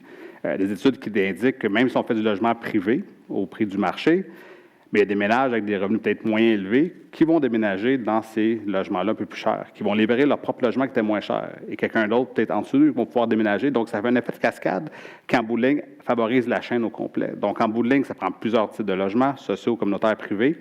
Mais le pire scénario, ce n'est pas d'ajouter d'offres sur le marché. En effet. Parmi les solutions aussi qu'on a évoquées, bon, les constructeurs voulaient que le Québec suive le gouvernement fédéral et élimine la taxe sur les matériaux de construction. Je pense qu'Isabelle Melançon de l'Institut de développement urbain, c'est une des mesures que vous aimeriez voir mise de l'avant. Bien, tout à fait. On a eu... Si on regarde l'image actuellement du côté du Grand Montréal, hein, il y a quand même un recul important quant aux mises en chantier. On a vu, là, c'est un recul de 58% actuellement, parce que mathématiquement, tantôt Sébastien en parlait, ça coûte cher bâtir actuellement dans la conjoncture actuelle où il y a eu une augmentation de 10 fois, là, une augmentation du taux directeur en 18 mois. Ça a été difficile, bien sûr, pour les développeurs. Donc, avec un recul actuellement qu'on voit des mises en chantier, avec aussi la mauvaise nouvelle de voir qu'il n'y a pas beaucoup de demandes de permis actuellement qui sont faites dans le Grand Montréal. Donc, on le dit, là, ça prend plus de logements, ça prend de tout, mais ça coûte excessivement cher, puis on nous demande de parler d'abordabilité. Mais si on veut rendre la chose un peu abordable, puis en 2 ans, l'augmentation des coûts de construction, ça a été de 30 %. Donc, 30 % sur les totaux, puis à vrai dire, les développeurs, le 30 % qui coûte de plus, bien, c'est le locataire, puis c'est le futur propriétaire qui va le payer. Ce n'est pas avalé de façon magique dans le montage financier qui est fait. Ce qui est important pour nous, puis c'est de regarder actuellement, bon, le 14 septembre dernier, le gouvernement fédéral a décidé de retirer la TPS pour pouvoir justement inciter les développeurs à pouvoir bâtir du logement locatif, je tiens à le mentionner. Du côté de l'Ontario, du côté de la Colombie-Britannique, la Nouvelle-Écosse, Terre-Neuve et le Nouveau-Brunswick, c'est tout nouveau, ont décidé d'emboîter le pas, de retirer la taxe provinciale aussi pour pouvoir stimuler, dans le fond, la sortie de terre de logement. Le gouvernement du Québec a décidé de ne pas aller en ce sens-là. On va continuer quand même à parler avec les instances gouvernementales parce que si on n'est pas capable de faire de l'abordabilité, puis actuellement, ce n'est pas abordable, comment est-ce qu'on peut faire pour répondre à la question? Et comme le disait Francis tout à l'heure, si ça prend de tous les types de logements, si ça coûte cher à un constructeur privé actuellement de bâtir, ça coûte cher aussi du côté d'achat, ça coûte cher pour les GRT aussi. Ce coût-là, il est pour tout le monde. Donc, il faut trouver des solutions pour y arriver. Et à chaque fois, je regarde ma note parce que je m'étais mis un chiffre qui est intéressant. Si actuellement, on avait comme objectif de bâtir 40 000 unités de logement cette année au Québec, on n'arrivera même pas à 37 000. C'est ça qui est assez désastreux. Quand on fait une moyenne de ce que la SCHL parle pour d'ici 2030, on parle d'à peu près 164 000 logements par année. Je vous rappelle qu'on est à moins de 37 000 actuellement. Donc, on doit pouvoir combler assez rapidement ce qui est le manque à gagner. Et je voudrais juste faire du pouce un peu sur ce que Florian disait tout à l'heure. On parlait des redevances, puis je vais l'appeler Madame la mairesse Catherine. Et Catherine disait tout à l'heure à quel point bon, les municipalités n'ont pas les moyens actuellement de pouvoir répondre à tout. Qu'on parle d'infrastructures pour accueillir de la densification, on en a parlé quand même pas mal, et ils se tournent vers, par exemple, des redevances. Bon, redevance REM, redevance parc, redevance développement. Il y a différentes redevances actuellement du côté des municipalités. Prises les unes derrière les autres, c'est pas si mal. Quand on les additionne, c'est là où ça devient assez étourdissant. Je vais vous donner l'exemple de Brossard. Brossard, proche du REM, parce que ce qu'on devrait faire, si on veut faire la bonne chose avec la crise climatique dont on parlait tout à l'heure, c'est d'essayer de bâtir près des transports en commun. Alors, prenons un exemple de Brossard, près du REM. Actuellement, en frais de redevance, c'est 34 000 $ par unité de plus. 34 000 $. Alors, quand on parle d'abordabilité, puis je comprends les municipalités, là, je tiens à vous le dire, là, j'ai déjà, on a déjà regardé des budgets ensemble avec les municipalités. Il faut trouver, bien sûr, des processus de plutôt que de frapper sur la tête, que ce soit du privé, que ce soit du communautaire, que ce soit de l'OBNL, qui veulent bâtir là où il y a du transport en commun. Il va falloir applaudir et saluer, dans le fond, le travail de ceux et celles qui veulent bâtir proche des transports en commun pour cette ville 15 minutes dont plusieurs parlent actuellement. Mais plutôt que faire cela, mais actuellement, c'est des redevances supplémentaires, c'est moins d'abordabilité. Donc, qui peut vivre proche du REM ou proche d'un métro ou proche du SRB P9? Bien, ce sont les gens qui sont les mieux nantis. C'est un peu le monde à l'envers. Bien, justement, continuons sur cette question des redevances imposées aux constructeurs.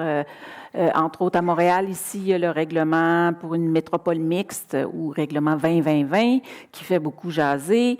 Et Francis Cortellino, la SCHL, a fait une étude sur les conséquences de ces redevances-là qui sont imposées aux constructeurs. Oui, vraiment, on avait comparé les différents types de permis, frais, redevances qui sont chargés aux promoteurs, que ce soit pour la maison détachée, des blocs de condos locatifs peut-être de petite taille, quelques étages, et des grandes tours aussi, locatifs et condos. Donc, on a regardé la situation à Montréal, aussi des villes de banlieue, Toronto, Vancouver, quelques autres villes de banlieue en Ontario, en Colombie-Britannique.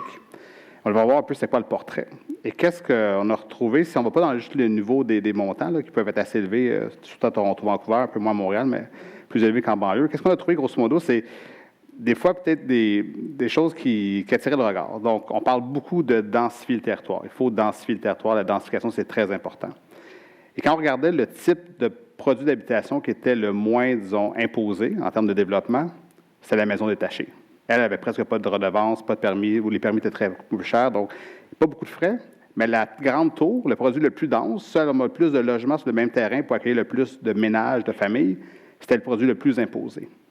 La question, c'est est-ce que la politique de densification ou la politique de taxation est en ligne avec la vision de densification qu'on a?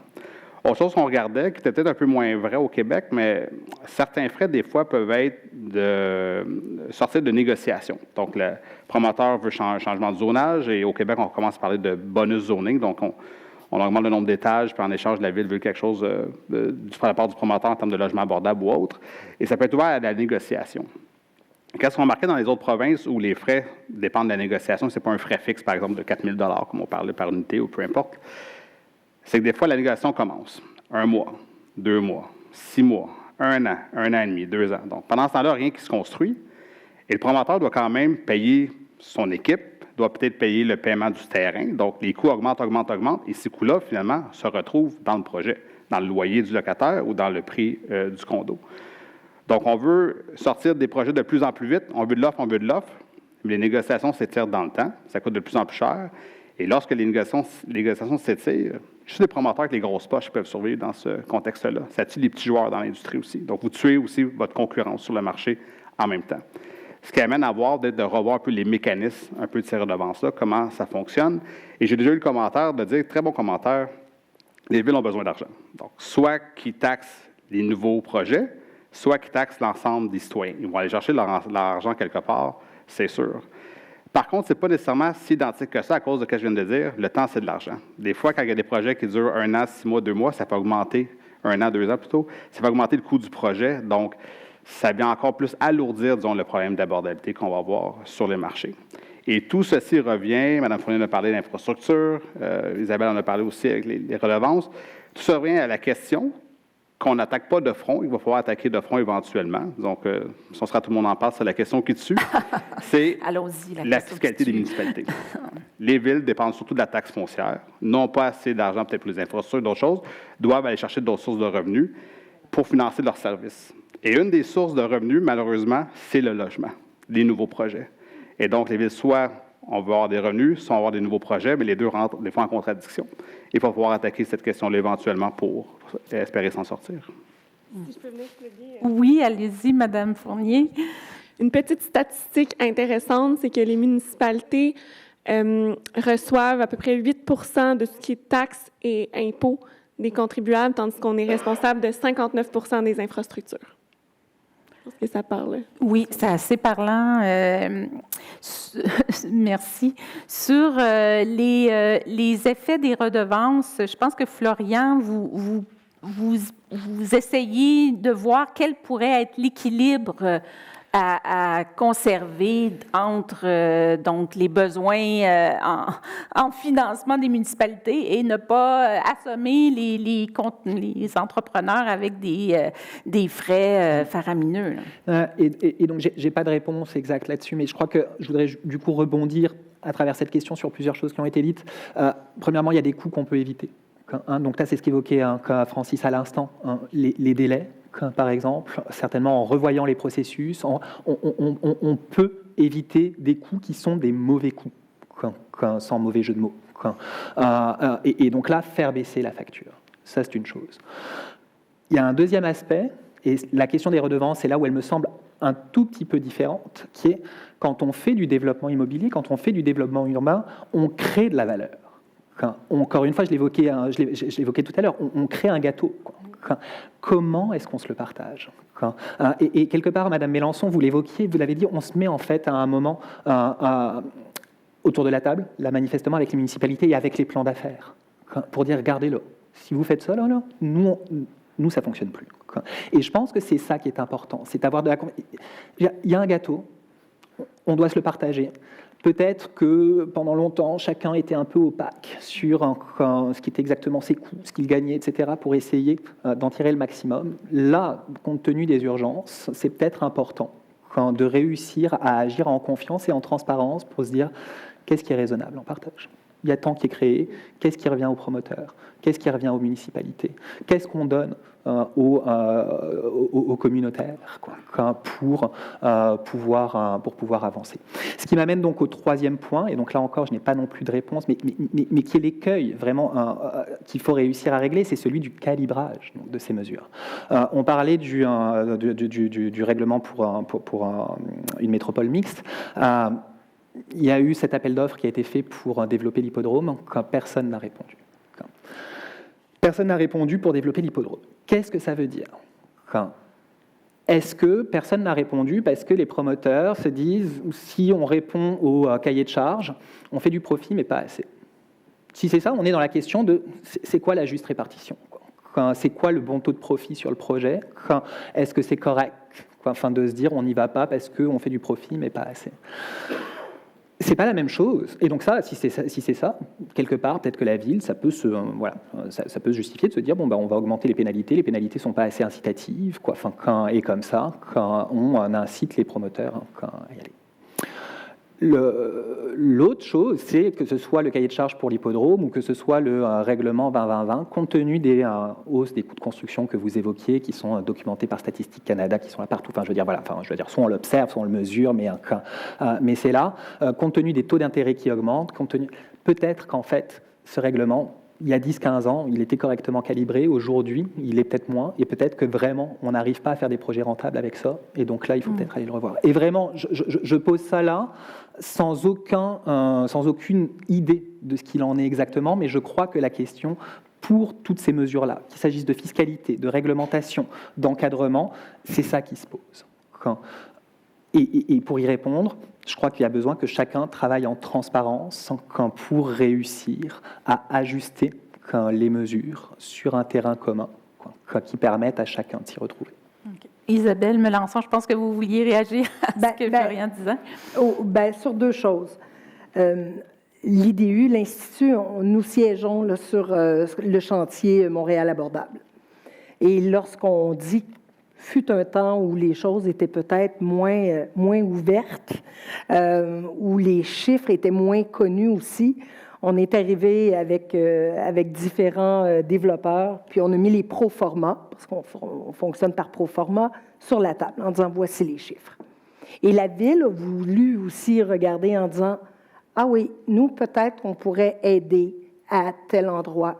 Peut-être est-ce qu'on pourrait aider, comme le disait Francis, à donner des permis plus rapidement parce que c'est des dizaines de milliers de dollars de retard, mois après mois après mois. Donc, la facture grimpe rapidement. Donc, je voulais quand même qu'on puisse le dire parce qu'il y a des outils sur lesquels nous travaillons actuellement avec la Ville, avec différentes instances pour dire, voici ce avec quoi nous travaillons actuellement en toute transparence. Je voulais aussi faire du pouce, dans le fond. Vous savez, quand on regarde la situation actuellement puis qu'on se demande, OK, pour qui on construit? Parce que les développeurs, là, aujourd'hui, veulent bien sûr bâtir des quartiers, veulent pouvoir verdir, on demande de la résilience, du développement durable. Tout ça mis ensemble, tout le monde veut obtenir le meilleur pour un quartier. Puis on a eu des histoires d'horreur, là. On peut se le dire tout le monde ensemble. Il y a eu des mauvais coups. Mais dans la situation où nous sommes, donnons-nous cette capacité-là d'essayer de voir les choses, puis d'essayer des choses aussi, tout le monde ensemble, que ce soit avec les OBNL. Est-ce que tout va être parfait dans la suite des choses, là? Bien, je vous assure que la réponse, c'est non. Mais est-ce qu'on peut, tout le monde ensemble, autour d'une même table, regarder qu'est-ce qu'on peut faire? Je pense qu'on va en parler un peu plus tard, là, du travail, de la mise en commun. Mais je trouve ça particulier lorsque tu parlais du 20 %. Est-ce qu'on peut atteindre le 20 %? Actuellement, là, dans la province, pour le Québec, on n'a pas cette mise à niveau-là, à savoir qu'est-ce qu'on a, de quoi on a besoin, où on en a besoin. C'est ce qu'on attend actuellement du gouvernement du Québec, à savoir, OK, à Rimouski, c'est pas la même chose qu'à Longueuil, les besoins sont pas nécessairement les mêmes. Et aujourd'hui, je veux faire un petit coup de chapeau à Stéphane Boyer, qui est le maire de Laval. Il y a des démonstrations qui ont été faites où la Ville de Laval a été en mesure de protéger du territoire. 18 % c'était l'objectif qui s'était donné 12 ans avant la date d'échéance. Donc, ils ont devancé leur objectif. C'est extraordinaire. Ils sont capables de voir à faire une densification intelligente, douce, sur laquelle ils sont en train de travailler, et ils ont décidé de prendre les développeurs puis de les accompagner pour qu'on puisse rapidement sortir du logement. Honnêtement, ils ont réussi quelque chose d'extraordinaire en moins de 2 ans. Je pense qu'on peut voir qu'il y a des endroits où ça peut se faire, où ça se fait bien, avec beaucoup de responsabilisation. En effet. Sébastien Parent-Durand, je pense que vous vouliez réagir à ce qui a été dit un peu plus tôt. Je rétropédale un petit peu sur en fait, c'est toujours en lien avec ce que Florian et Catherine évoquaient, ou Francis, en fait, sur les municipalités. Il y a quelque chose d'intéressant, puis j'ai pas le choix de nommer le travail en silo, puis j'ai pas le choix de nommer la nécessité de briser ces silos-là, puis la volonté qu'on ressent, puis qu'on observe de plus en plus aussi de briser les silos. Puis là, je pense, on parlait de la diversification des revenus des municipalités, mais aussi de l'impact de certaines politiques publiques, soit des municipalités ou des pouvoirs supérieurs qui nuisent parfois au développement ou qui augmentent les coûts, qui se traduisent donc par des loyers plus élevés pour la population. Là, je mets mon chapeau de mon ancien métier municipal, mais ce que j'ai observé de l'intérieur de l'appareil municipal à Montréal, c'est qu'il y avait un travail en silo du côté urbanistique.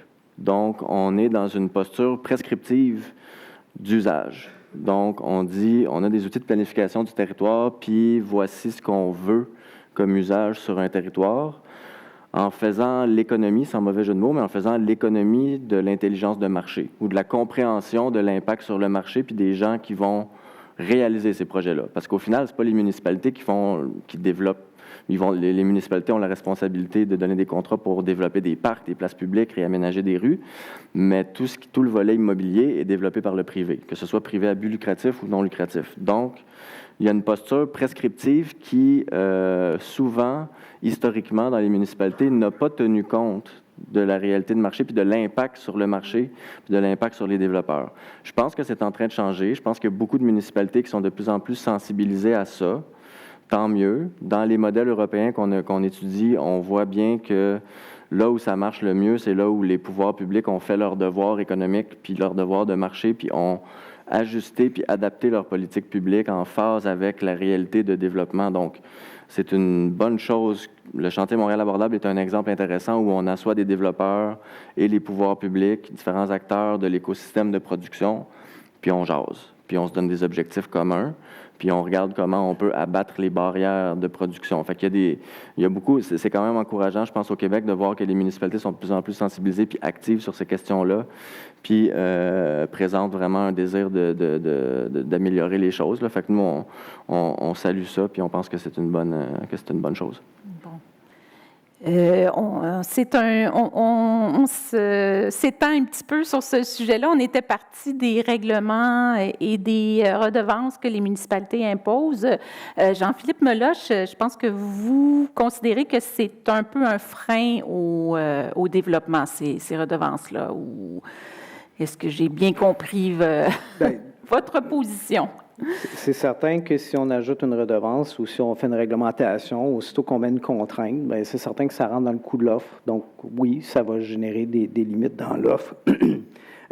Même au niveau de la réglementation, si on va un cran plus loin, moi, je dis toujours les logements les moins chers à construire sont ceux qui existent déjà. Vous avez des endroits où vous pourriez avoir un logement additionnel au sous-sol d'une maison unifamiliale détachée, mais c'est interdit. Il y a des endroits où vous voulez faire un intergénérationnel, c'est interdit.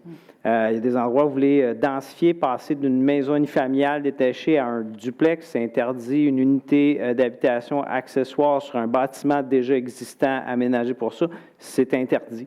Il y a beaucoup d'endroits où c'est interdit de loger au Québec en pleine crise de logement.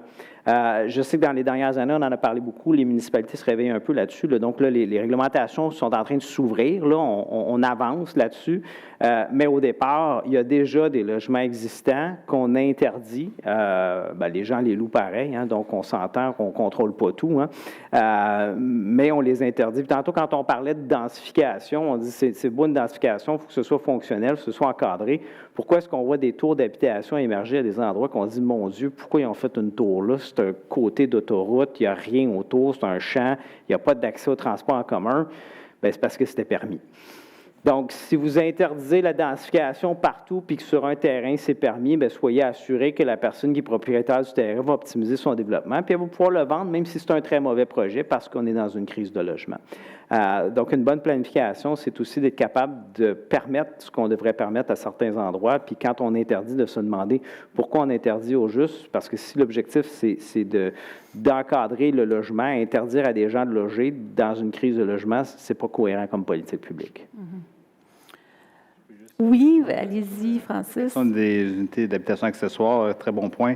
À Vancouver, le marché est très inabordable, comme vous en doutez. Taux d'occupation sont très faibles aussi. Et à Vancouver, donc déjà depuis, par logique de marché, les gens louent leur sous-sol ou des petites maisons avec cours arrière qui sont allouées ou les garages sont alloués. Dans le cas de Vancouver, dans les dernières années, il manquait tellement de logements que ces petits logements-là, adaptés à la maison, là, ça représentait le tiers des nouveaux logements locatifs à chaque année qui s'ajoutaient sur le marché. Donc, c'était une offre, c'est pas la solution miracle, mais c'est une offre qui a allégé un peu les problèmes. Dans les prairies, Calgary et Edmonton ont fait la même chose récemment, ont permis d'avoir des unités d'accessoires. Et qu'est-ce qu'on permet aussi? Parce qu'il y avait déjà des gens qui en avaient et qui ne disaient pas à la ville. Donc, ils ont fait en sorte qu'il y ait un registre, que les gens déclarent chaque unité accessoire qui existe, et là, que les inspecteurs puissent voir si c'était sécuritaire, etc. Et on peut aussi mesurer le stock de ces logements-là qui existaient dans les sous-sols, les garages ou les petites maisons dans les cours arrière. Et c'est quand même quelques milliers d'unités. Donc, encore une fois, c'est des fois des petites solutions peut-être pas trop difficiles à implanter, mais qui méritent d'être regardées pour augmenter l'offre et alléger un peu la pression. En effet. On a parlé tout à l'heure de densification, de l'importance de la densification. Par contre, il y a beaucoup de réticence de la part des citoyens, comme Mme Fournier l'a évoqué. Il y a du pas dans ma cour, malheureusement, ou en tout cas, est-ce que c'est justifié dans certains cas? Tout dépend des points de vue. Est-ce qu'il faudrait limiter le pouvoir d'opposition des citoyens, entre autres pour des raisons environnementales? Donc, Madame Fournier, j'aimerais vous entendre sur ce sujet-là. Est-ce qu'on doit permettre là, à un groupe de citoyens de s'opposer à un projet de densification, par exemple, près d'un axe de transport en commun? Il y a déjà des changements législatifs qui ont eu lieu il y a quelques mois lors de la réforme de la loi sur l'aménagement et l'urbanisme en ce sens-là. Les manchettes en ont fait état aussi dernièrement en ce qui concerne le projet de loi 31 qui viendrait permettre aux municipalités là, pour une période de 3 ans, là, ça a été amendé au final, donc 3 ans de soustraire à certains processus de consultation citoyenne. En même temps, il ne faut jamais perdre de vue que les municipalités, les élus en l'occurrence, sont imputables de la population d'une façon ou d'une autre, dans le sens où l'article qui est proposé actuellement va tout de même imposer aux municipalités d'adopter une résolution au conseil municipal qui approuverait un projet en accéléré. Et à ce moment-là, bien, les élus sont appelés à voter, à se positionner. Puis je veux dire, la population peut trancher en définitive de ne pas reconduire le mandat de ces élus. Je pense que c'est un droit qui va être utilisé, somme toute, de façon assez circonscrite, au cas par cas. Montréal l'a déjà d'ailleurs, ce droit-là, pour tout ce qui est projet de logements sociaux et abordables. Moi, ma compréhension étant là, au sein du comité habitation de l'UMQ, ou ne serait-ce qu'avec l'exemple de la ville de Longueuil, c'est que ça va être utilisé évidemment avec parcimonie dans les cas où ça ferait vraiment une grande différence, puis de concert avec la population, parce qu'on ne sera pas plus avancé si on se met à autoriser toutes sortes de projets qui braquent la population, puis qu'au final, après, il y a un ressac contre la densification. Donc, je crois à l'intelligence collective là, des élus qui sont en place présentement, puis à cette conscience-là pour adopter, oui, parfois, si c'est nécessaire, en accélérer de bons projets, mais qui vont, où les élus vont agir en tant qu'intermédiaires aussi avec la population pour les accompagner, puis faire en sorte que l'intégration se passe bien. Mm-hmm. Jean-Philippe Meloche, que pensez-vous de cette situation où, dans certains cas, il y a eu des cas où les citoyens sont parvenus à empêcher un développement? Est-ce qu'on doit leur permettre? Est-ce que c'est... Bien, en fait, c'est la lutte entre le citoyen du futur et le citoyen du présent. C'est la même chose avec les redevances de développement. Hein. Sachez qu'une redevance de développement, c'est une taxe qui s'applique sur une valeur foncière. Ça ressemble étrangement à l'impôt foncier. La seule différence, c'est à qui on envoie la facture. On envoie la facture dans les redevances de développement à quelqu'un qui ne vote pas. Donc, quand on est élu, c'est super intéressant. On diminue la charge de ceux qui votent, puis on la renvoie sur ceux qui ne votent pas. C'est une stratégie très bonne. C'est la stratégie qui est utilisée très abondamment en Ontario, en Colombie-Britannique. Au Québec, on commence à le faire. Si on ouvre la porte, sachez qu'ils vont y aller parce que c'est naturel de vouloir aller là. C'est la même chose avec la densification, c'est-à-dire que si vous avez, je vais utiliser l'exemple du REM parce qu'on a un très bon exemple concret par rapport à ça. Hein. Si on met des fonds publics puis on améliore l'accessibilité du territoire sur lequel vous avez une maison, ça va faire prendre la valeur à votre maison. Si vous devez partager cette accessibilité-là avec un plus grand nombre de personnes, bien, votre gain potentiel, la capitalisation foncière risque d'être moindre. Vous avez un intérêt à dire, cette infrastructure-là, je me la réserve pour moi et j'interdis, par voie référendaire, quoi que ce soit. Je ne veux pas des ombrages, je ne veux pas des effets de vent, je ne veux pas des effets de canyon. On peut en trouver plein parce qu'il y en a réellement des externalités négatives liées à la densification. Donc, ce n'est pas une invention, ça existe. Par contre, pourquoi est-ce qu'on veut tant que ça l'interdire? C'est qu'on ne veut pas partager le territoire avec les citoyens du futur. On ne veut pas partager l'infrastructure. Si c'est une municipalité qui est pleinement autonome de toutes ces infrastructures, ils peuvent se chicaner entre eux. Pour moi, ce n'est pas un enjeu éthique tant que ça. Quand on dépense 8 milliards de dollars pour construire une infrastructure comme le REM, puis qu'une municipalité décide elle décide qu'elle ne va pas densifier autour de la station, donc elle ne va pas optimiser l'infrastructure publique, pour lequel le public a payé dans son ensemble, bien là, on a un enjeu moral à savoir, est-ce que c'est l'entité locale qui devrait décider comment aménager, puisque l'infrastructure n'est pas une infrastructure locale. Et c'est là qu'on peut se poser la question si on ne devrait pas forcer le jeu dans certaines zones, de dire, bien, dans cette zone-là, bien, c'est interdit d'interdire, en fait. Hein. Vous êtes obligé d'optimiser les infrastructures publiques parce qu'on a des cas dans l'ouest de l'île de Montréal qui soulèvent des questions. Là-dessus, à savoir, si on met des fonds publics pour ces municipalités-là, ce n'est pas nécessairement pour les citoyens actuels, mais c'était en anticipation des citoyens futurs. Et si ces citoyens-là ne peuvent pas s'insérer dans les endroits où on devrait les insérer, bien, on a un problème au niveau de l'aménagement puis de la structuration de notre développement économique et social. En effet. Isabelle Melançon, je pense que pour les promoteurs, évidemment, des citoyens qui ont le pouvoir de s'opposer à un projet, c'est des empêcheurs de tourner en rond, ça met des bâtons dans les roues. Est-ce que on plaide en faveur là, d'une libéralisation de ces, ou en tout cas d'un retrait de ce pouvoir-là? Bien, il y a deux choses. La toute première, à chaque fois qu'il arrive un projet, il faut quand même qu'il y ait référendum ou non, là, que ça réponde au plan urbanistique de la ville. C'est pas quelque chose qui arrive puis qui va se monter n'importe comment. Là. Je veux juste qu'on le garde en tête. Tout à l'heure, on mentionnait que chaque jour de délai pour un projet, c'est très coûteux.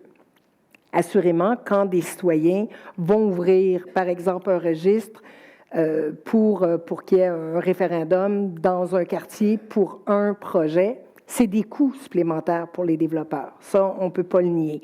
Est-ce qu'on veut absolument, à chaque fois, que le pouvoir qui sera donné aux municipalités avec le projet de loi 31, lorsqu'il sera adopté, on n'a pas encore d'idée, la Chambre ferme ce vendredi, donc on verra si le projet de loi est adopté ou non. Est-ce que ça va prendre parfois du courage politique pour pouvoir accélérer les choses? La réponse, c'est oui.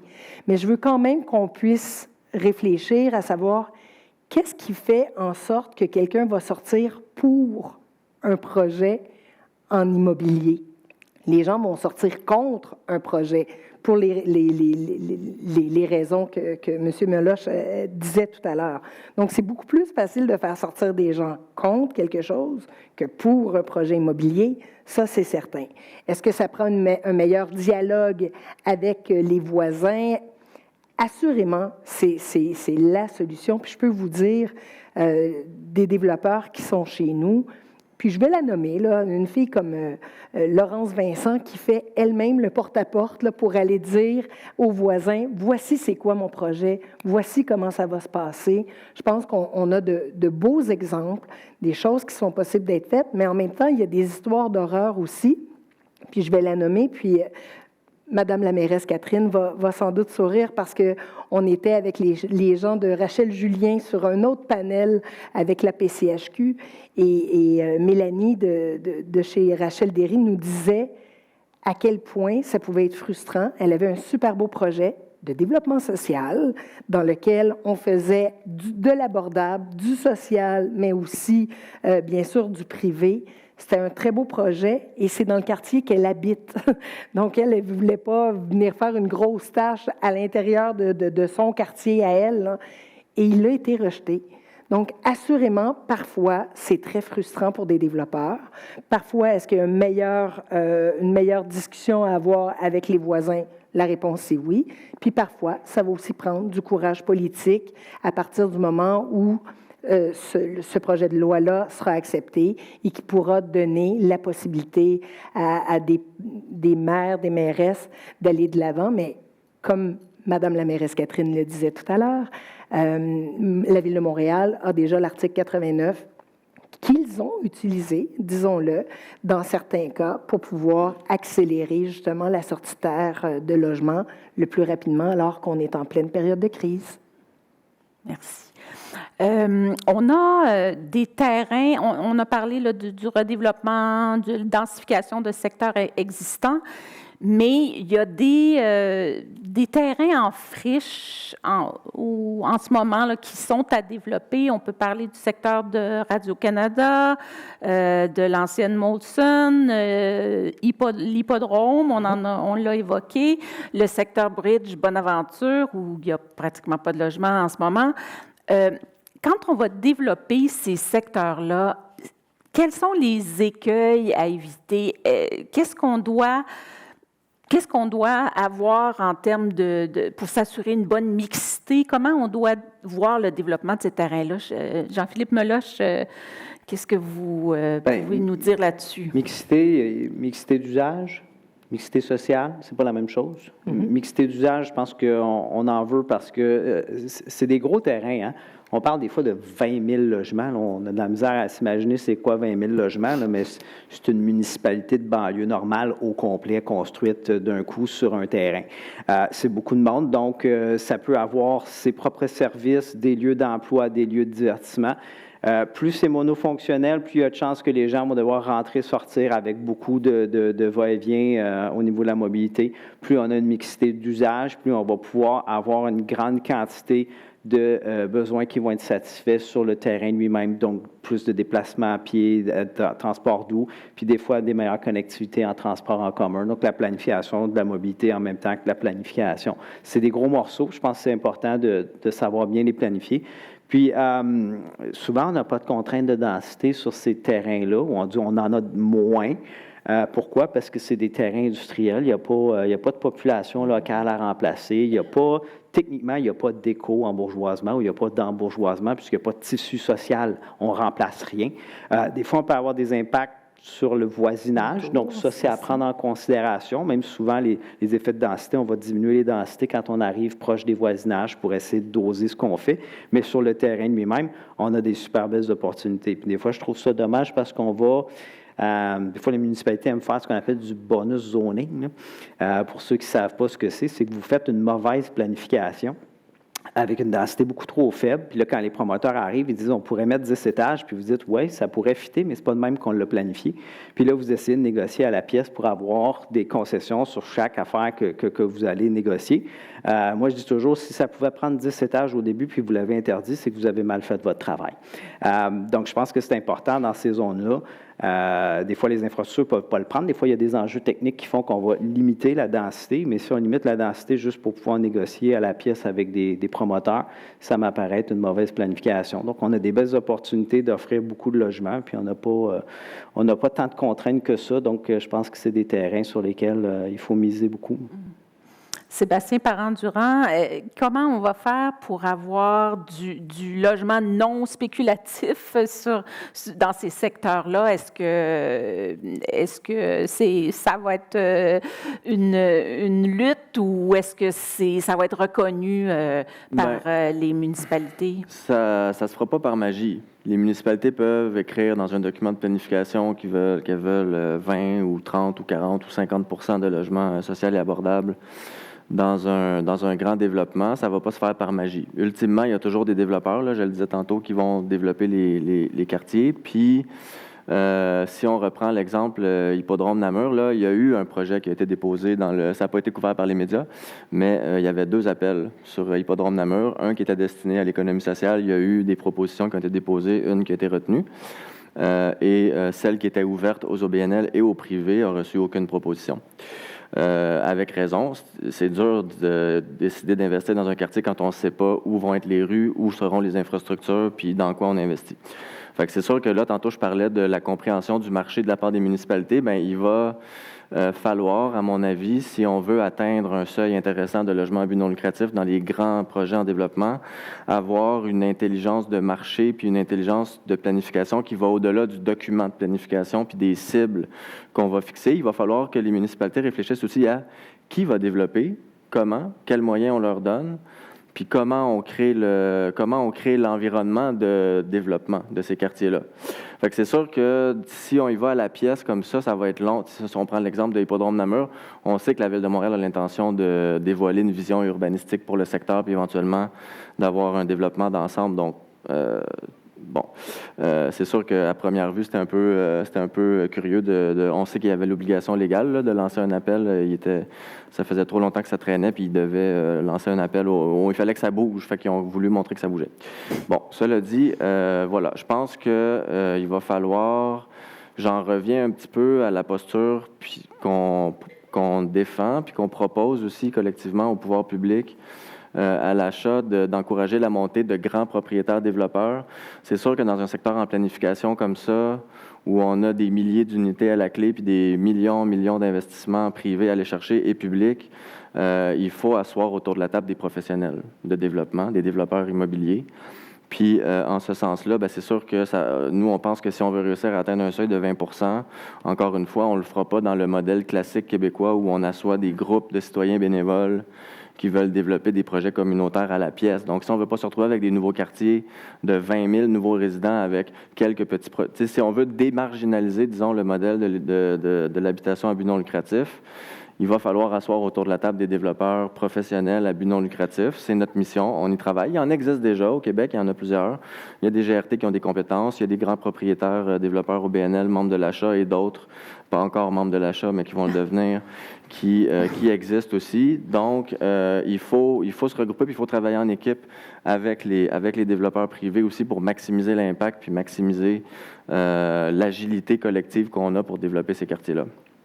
Puis, en Europe, ils nous ont dit, dans une mission d'exploration qu'on a fait récemment, « Infrastructure comes first », tout le temps. Je me permets d'ajouter ça, là, c'est pas en lien avec le logement à but non lucratif, mais on en a idéalement, dans un pouvoir public qui développe bien un quartier, fait arriver les infrastructures en premier et non pas 10-15 ans après. Parfait. On a évoqué un petit peu plus tôt le problème du travail en silo. Et je crois que, justement, Isabelle et Sébastien, vous faites partie du groupe des 21, donc qui a pour but de briser ce travail en silo. Catherine aussi. Oui. Bon, la ville de Longueuil, bon, ben, je suis contente d'entendre ça.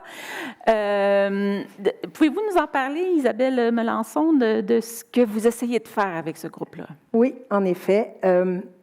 Le 14 juin dernier, j'étais exactement à mon 16e jour à la tête de l'IDU et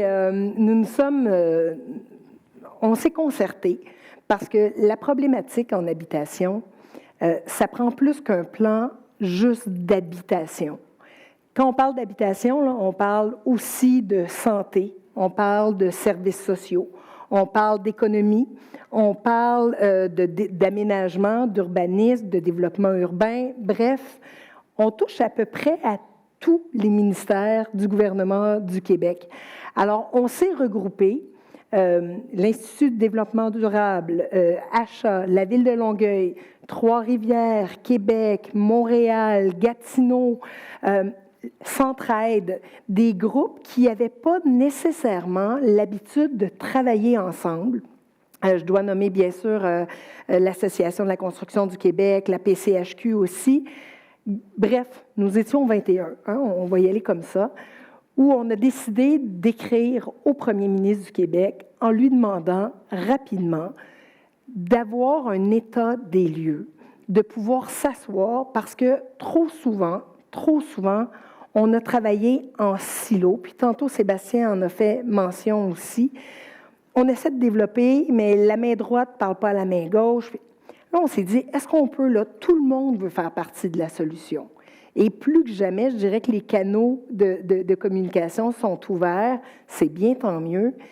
Mais à cette date-ci, Isabelle, je dois vous dire qu'on n'a toujours pas reçu d'accusé-réception de cette lettre que nous avons envoyée au premier ministre, lettre que nous avons par la suite décidé de publier dans les grands médias. Et on a fait un point de presse. Et ce groupe-là vit toujours.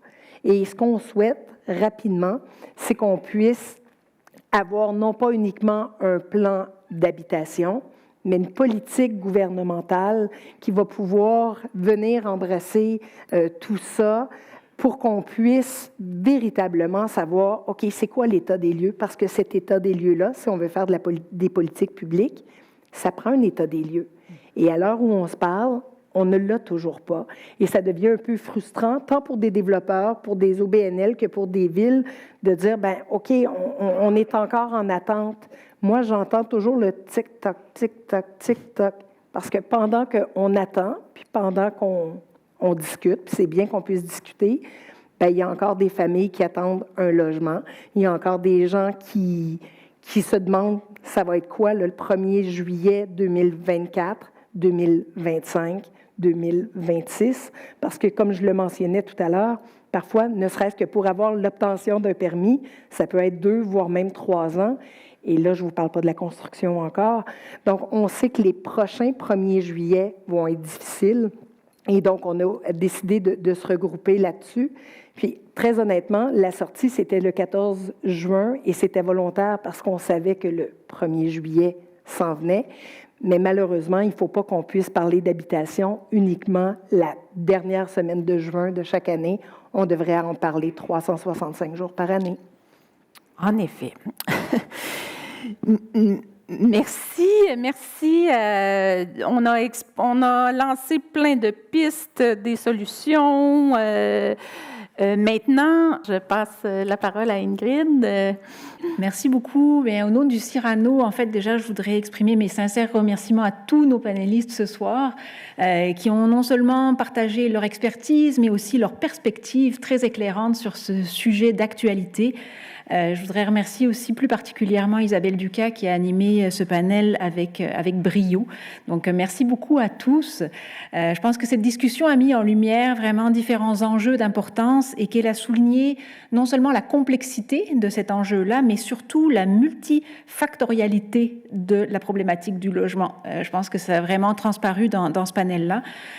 Dans ce contexte-là, je pense que le Cyrano peut jouer un rôle puisque la recherche multidisciplinaire, c'est vraiment un des des piliers de notre approche. On a des chercheurs avec des expertises diversifiées et qui peuvent justement mener des études, des évaluations économiques, fournir des données probantes pour essayer d'amener certaines réponses aux questions qui ont pu être posées aujourd'hui.